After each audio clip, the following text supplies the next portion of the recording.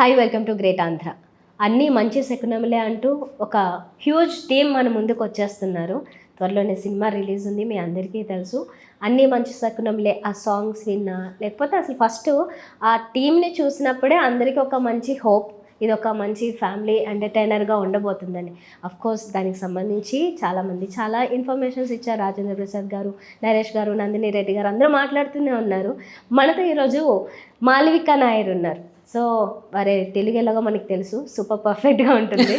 అయ్యా ఇప్పుడు ఆవిడతో మాట్లాడి మరి అన్ని మంచి శకునముల గురించి మరిన్ని ఇంట్రెస్టింగ్ విషయాలు తెలుసుకుందాం. హాయ్ అండి. హాయ్ అండి. ఎలా ఉన్నారు? బాగున్నాను, మీరు ఎలా ఉన్నారు? బాగున్నాను చాలా. నేటివ్ తెలుగు గర్ల్ లాగా ఉన్నారు మీరు. ఇంకా థ్యాంక్ యూ. అదే అదే నా విన్నింగ్ స్ట్రెచ్ అనుకోవచ్చు. ఎన్ని లాంగ్వేజెస్ వచ్చు మీకు? తమిళ్ అర్థమవుతుంది, బట్ ఇంకొన్ని తమిళ్ మూవీస్ చేస్తే తమిళ్ కూడా మాట్లాడుకోవచ్చు. బట్ తెలుగు ప్రాక్టీస్ ఇంకొంచెం బాగుంది. Of course Malayalam, Hindi, English. Okay.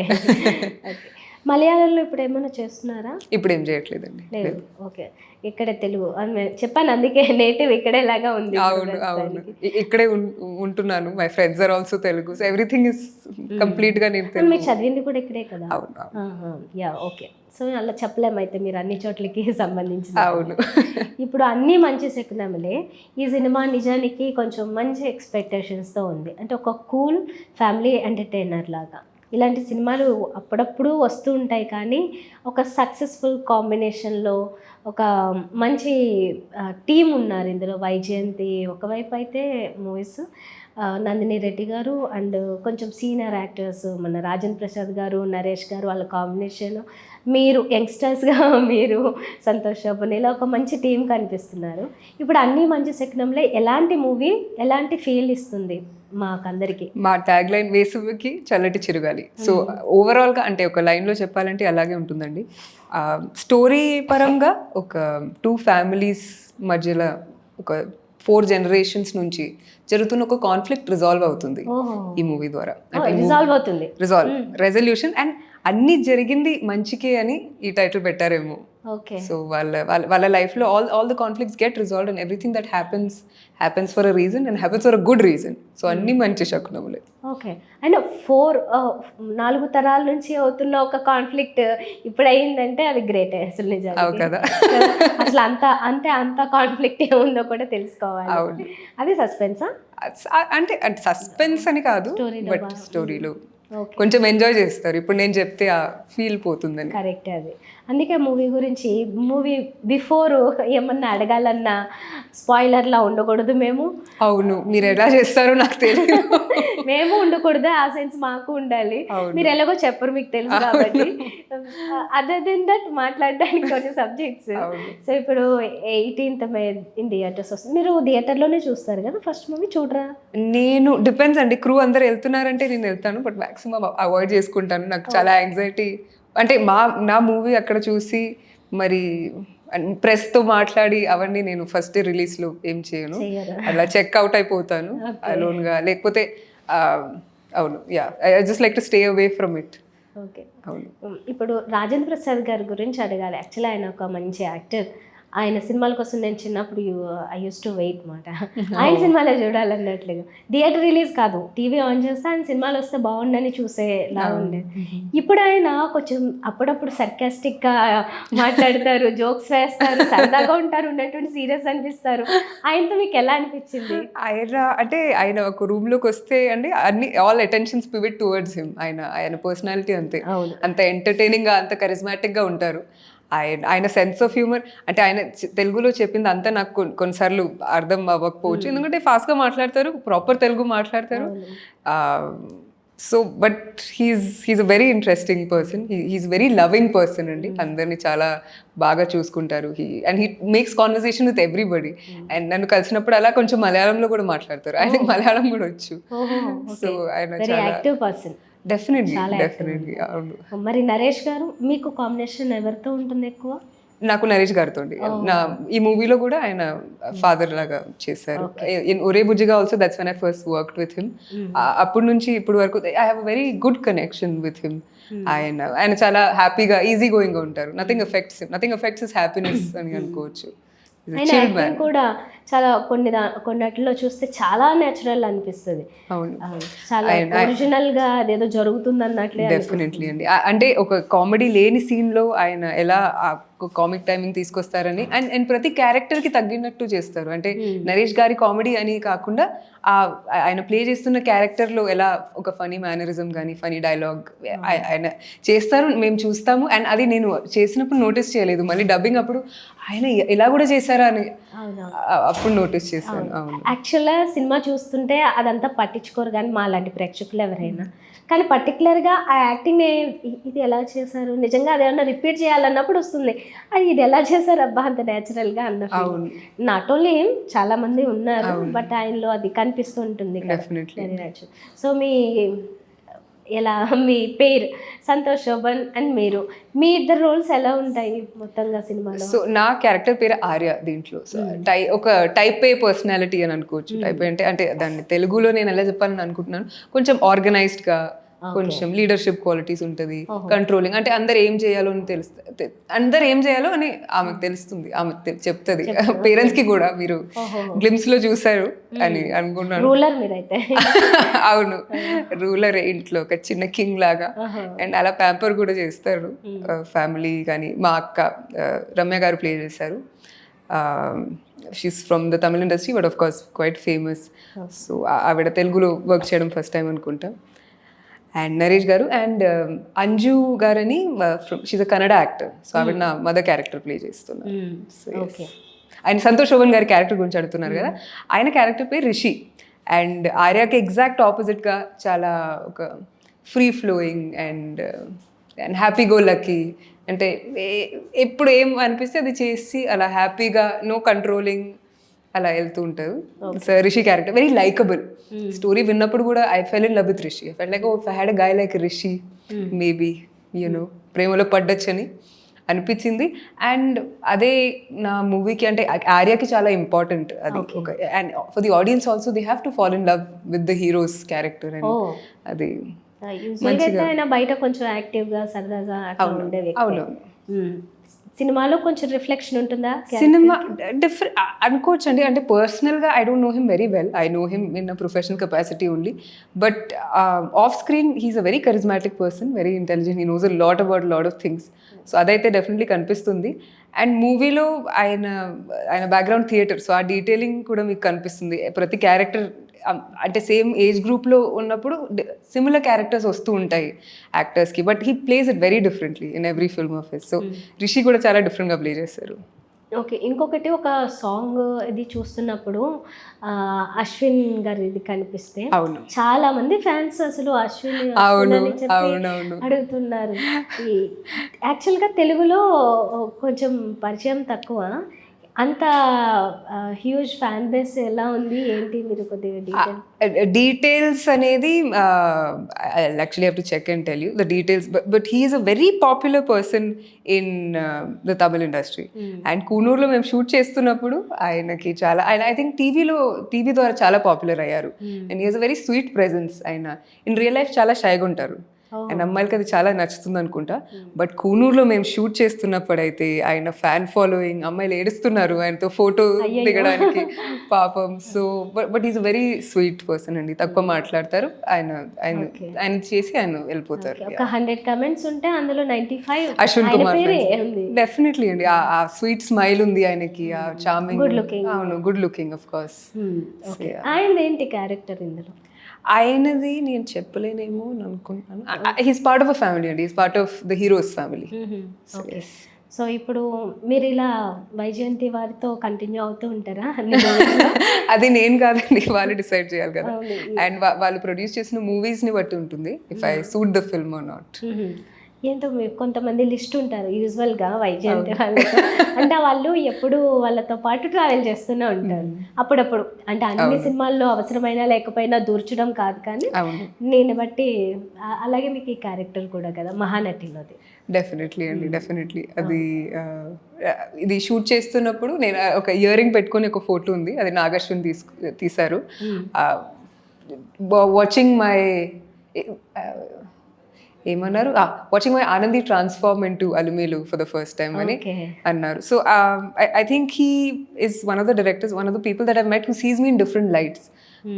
First నన్ను ఆనందిలా కాస్ట్ చేసి మళ్ళీ అల్మేల్ గారితో అంటే పోలికలేం లేదు, అవును, and body language difference Quite లేదు, difference. ఏజ్ ఎక్స్పీరియన్స్ ఒక కనెక్షనే లేదు, బట్ ఆయన అలా చూసారు and worked out so well. అది ఆయన విజన్.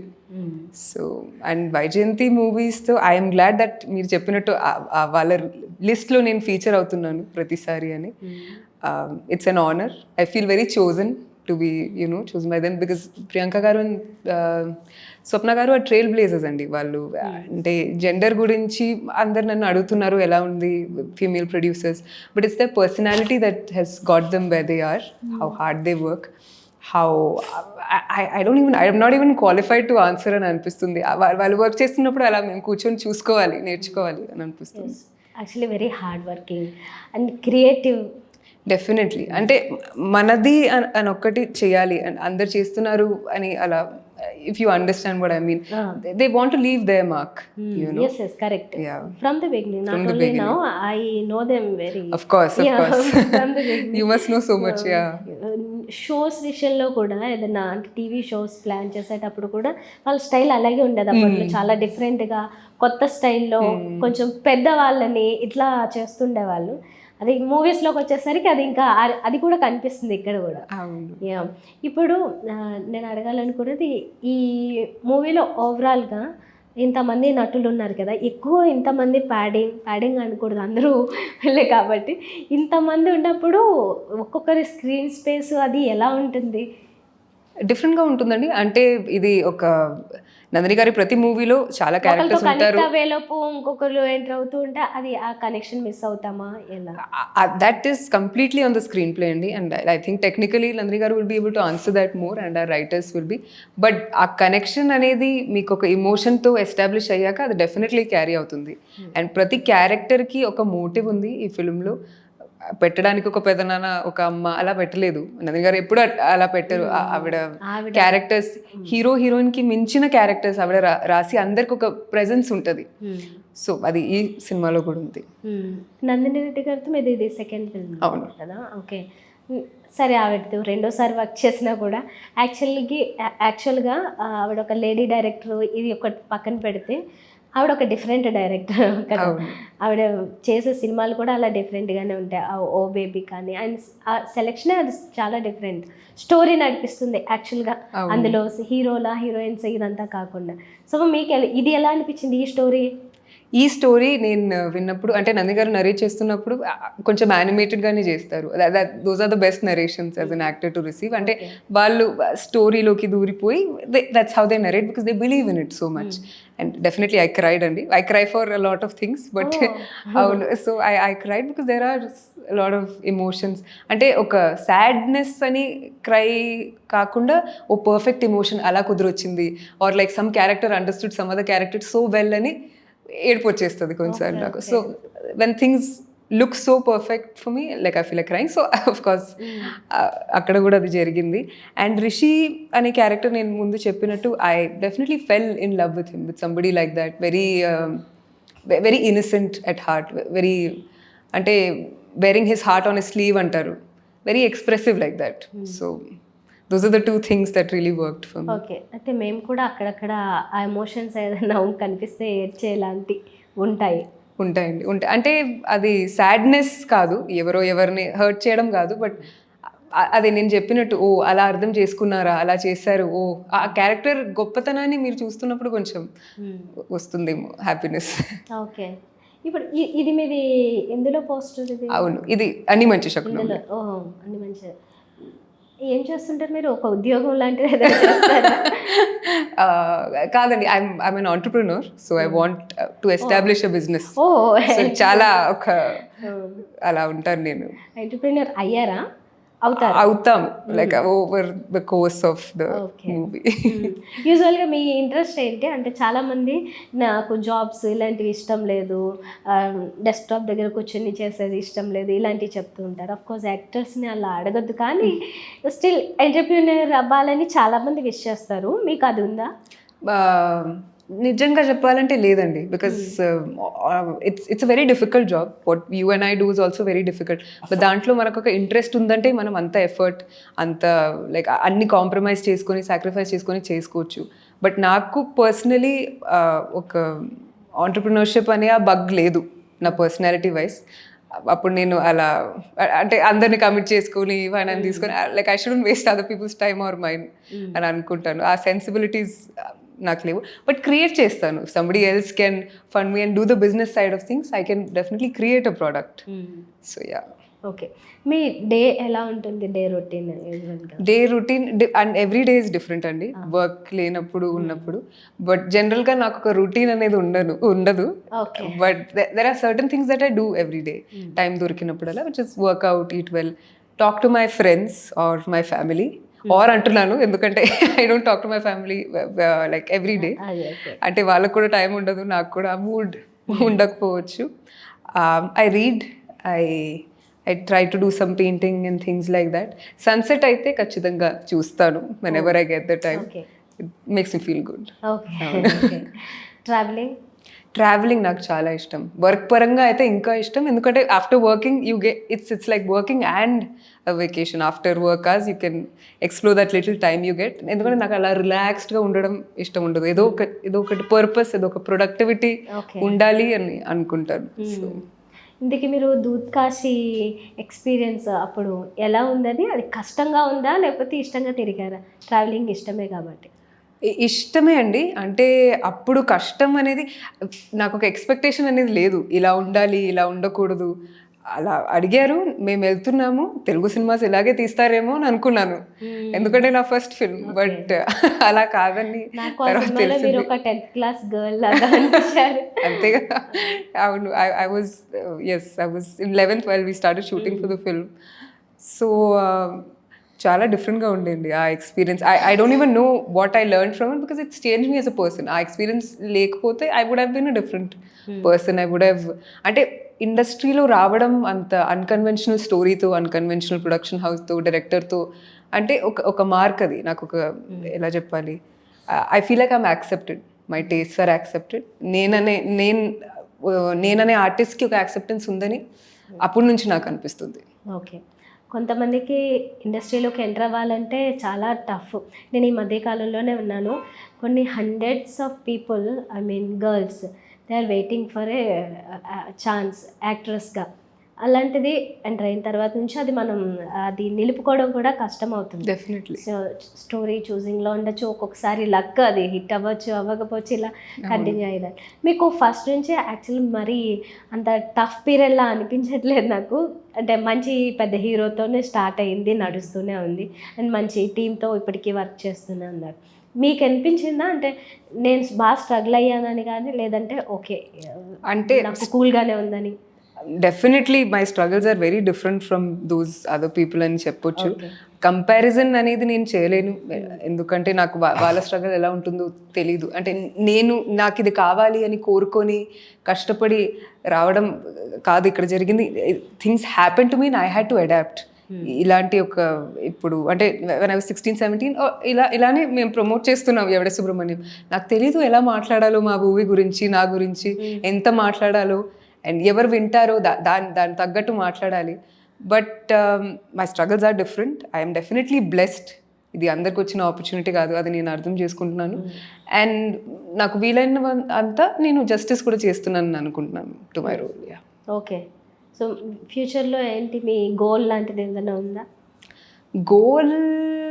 గోల్ అనేది లేదండి, but overall my goal is that which ever situation I'm in, I'm able to do justice to it. అంటే ఒక ఓవరాల్ గోల్ అనుకోవచ్చు అది. లైఫ్ అనేది మారుతూ ఉంటుంది, especially mine it's something incredible. But ఒక స్లో పేస్ లైఫ్ అనేది నేను కోరుకోవట్లేదు, అదొక ఉంది నాకు, అంతే. ఓకే. ఇప్పుడు అన్నీ మంచి శకునములే, మీకు ఒక్కొక్క షూట్ ఒక్కొక్క ప్లేస్లో జరుగుతూ ఉంటుంది, వెళ్తూ ఉంటుంది. ఇది ఎక్కడ జరిగింది ఎక్కువగా? ఇది ఎక్కువగా కూనూరులో జరిగింది, and some in Hyderabad, in Italy, and ఇంకొన్ని అవును మెరిసే మబ్బుల్లో అనే సాంగ్ ఇటలీలో షూట్ చేసాం, అండ్ కొన్ని సీన్స్ కూడా అక్కడే చేసాము. ఓకే. మీకు ఢిల్లీ మీరు పుట్టిన ప్లేస్ కదా? అవును. మీరేమో మలయాళీ, అవును, అండ్ ఇక్కడ ఉంటారు. యాక్చువల్గా మీకు నాస్టాలజిక్ ఫీల్ ఎక్కడ వస్తుంది? నాకు ఫస్ట్ ఏమో కొచ్చి గురించి వచ్చేది, ఎందుకంటే 2-3 years నేను కొచ్చిలో చదివాను, Okay. But majority of my time ఢిల్లీలోనే ఉన్నాను. కొచ్చి వెళ్ళినప్పుడు I think I found my set of friends and I felt very accepted there. But ఆ నొస్టాలజియా అనేది మేబీ నాకు లేదేమో, నేను అలాంటి మనిషిని కాదేమో. నాకు అంటే దట్స్ జస్ట్ హౌ ఐ అండి. I like to adapt. అంటే నేను ఇప్పుడు హైదరాబాద్లో ఉన్నాను, మేబీ ఇంకెక్కడో వెళ్తే అక్కడికి అడాప్ట్ అవ్వడానికి మ్యాక్సిమం ఎనర్జీ ట్రై చేసుకుంటాను.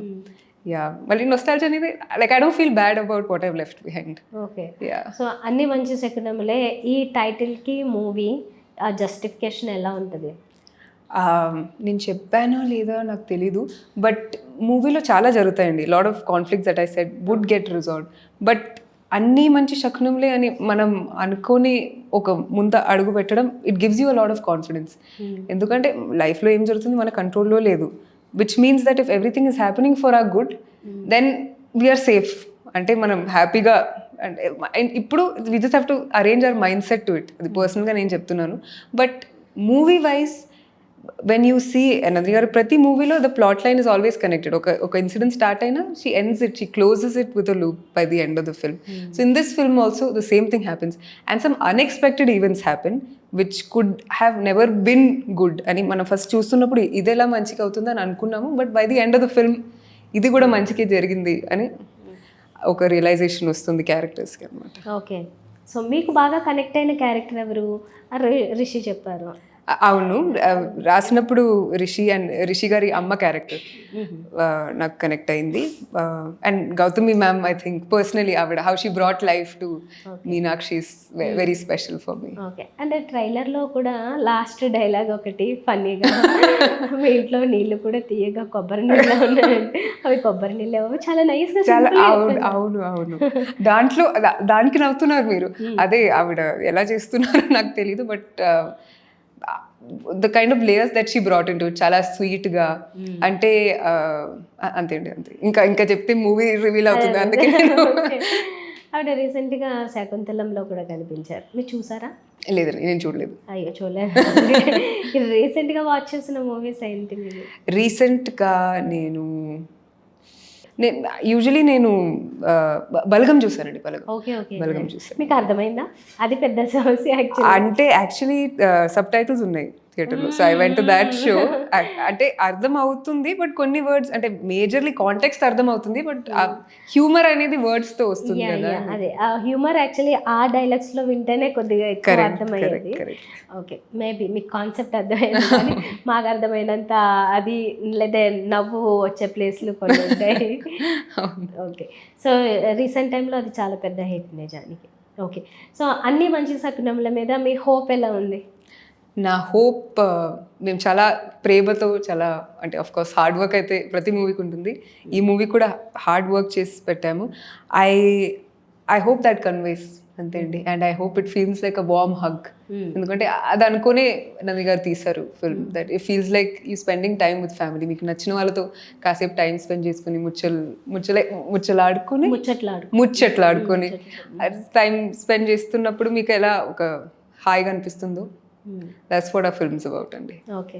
ఇప్పుడు వీళ్ళ టీం, స్వప్నాదత్ గారు వాళ్ళ టీం ఏదైతే ఉందో, వైజయంతి టీం కావచ్చు, ఇలా వీళ్ళ టీంలో ఏది సినిమా వచ్చినా ఏది వచ్చినా హిట్ అనే ఒక ఫీల్ ఉంది ప్రేక్షకుల్లో, తెలిసిన వాళ్ళల్లో అట్లీస్ట్ వీటి గురించి. అలాగే అన్ని మంచి శకునములే వాళ్ళు ఉన్నారు కాబట్టి డెఫినెట్ అదొక ఫీల్ ఉంటుంది. యాక్టర్స్, ఈ ట్రైలర్స్, సాంగ్స్ చూసినప్పుడు కూడా మిక్కీ మేయర్ సంగీతం వెరీ ప్లెజెంట్గా ఇవన్నీ ఉన్నాయి. ఈ సినిమా దేంతో అన్నా ఇన్ కేస్ జస్ట్ ఒక చిన్న రిజెంబ్లెన్స్ ఉంది అనుకుంటే ఎలాంటి ఫిల్మ్ అనుకోవచ్చు?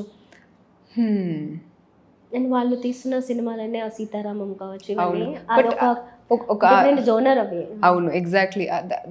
ఇది నందిని గారు, even in this film there is love story, but it's not a story about two people falling in love. ఒక స్టోరీ ఉంది, లవ్ జరుగుతుంది, but there's a lot of drama, there's a lot of emotion, there's a lot of like transparent family conflict resolution అని అనుకోవచ్చు. But ఏ పోలిక లేదండి నాకు.